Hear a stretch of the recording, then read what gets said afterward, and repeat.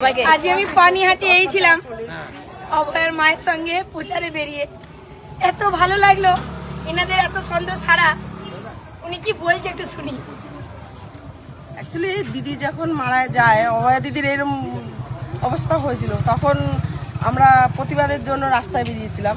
তো তখন যে একটা ডোর হয় না কালো ডোর মাথায় বাঁধা দেওয়া হয়েছিল সেটা আমার হাজবেন্ড আজ পর্যন্ত তার হাতে বেঁধে রেখেছে, বলছে ওটা ওই দিদি যেদিন সুবিচার পাবে সেদিনকে ওই ডোরটাকে খুলবে।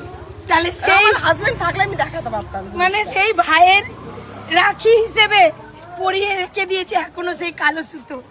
তাহলে পানিহাটি কেন কোনো জায়গায় কোনো দল জিততে পারবে না যদি না এই অভয়া দিদি বিচার পায়।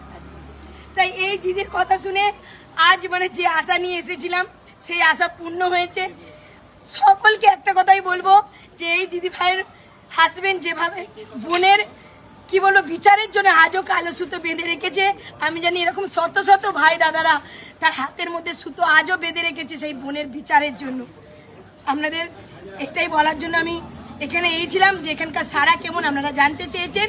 এখানে সারা মারাত্মক, মা জিতছে, মা জিতছে। We want justice, we want justice.